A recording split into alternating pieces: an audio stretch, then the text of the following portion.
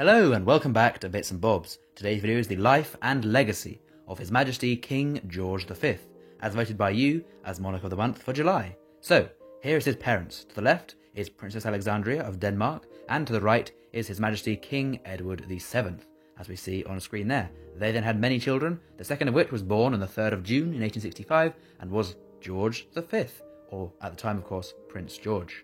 He was born and raised in Marlborough House in London, a nice palace in London.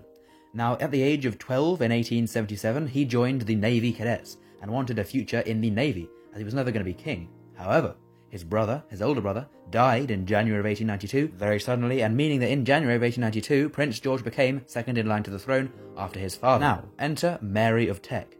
Mary of Teck, as we see here, was first engaged and the fiancée to George V's older brother. But, as I said, he passed away, and then George V became engaged and then married in 1893, the year later, his brother's planned wife. So now he was the second in line to the throne and a married man. It is reported that he had a very happy marriage with Mary of Teck, had many children, had 6 children, and they lived happily for 33 years at the Sandringham House estate, a popular royal residence to this day. Now they had 6 children, as I said. These were Prince Edward, Prince Albert, Princess Mary, Prince Henry, Prince George, and Prince John. Prince George, of course, becoming George VI later on.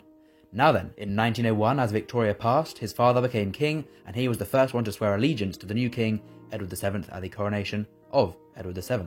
He was then next in line to the throne and Prince of Wales. He opened the new Australian Parliament and did lots of things outside of England, touring on royal tours, including going to Berlin in 1902, Austria in 1904, and India and Burma in 1905 to 1906. Now then, in 1910, his father passed away, and he became king. The King of England, King George V. On the 6th of May in 1910, his reign began. Now let's go through some key events within his reign as King George V. So firstly, in 1911, we have the coronation of King George V, a big royal event, and the last time royals gathered from Europe before World War I. Then we have the sinking of the Titanic the next year, a big event world over, and especially for Britain, where it left. Then, in 1914, Archduke Franz Ferdinand is shot, and Germany declares war on Europe, and Great Britain declares war on Germany under the order of King George V, who has now declared war and has put his country to war, World War I. He's a very popular king during the war. God save the king, and for king and country are a common phrase to hear in World War I, as the many soldiers of Britain and its empire fought hard to defend the peace, keep the freedom, and fight for their king in a very, very hard and big war, the biggest seen to date, as it was called World War I later on, also known as the Great War during the time. In 1916, a new Prime Minister is sworn in under George V, and that is David Lloyd George, as we see here, who was a great Prime Minister and helped the country win World War I.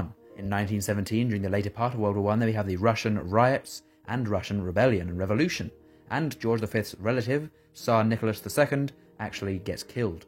And his other cousin, his other relative, the German Emperor Wilhelm II, abdicates for fear of Germany losing, which they do eventually in 1918. On November, we win the war. Then in 1932, after lots of technological advancements and the BBC being made and funded by royalty, in 1932, King George V addresses the empire by radio for the first time for a Christmas broadcast, and now common tradition for the monarch to do, but the first time then by radio. In 1935, it is the Silver Jubilee of George V, 25 years on the throne, and there are many celebrations. We can see here a classic balcony shot, as we see today with modern royals, and we can see there the Queen in the middle, and of course the King to the left there.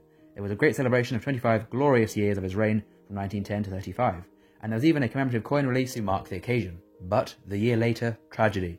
Our king is dead. An empire plunged into mourning for a great friend and ruler.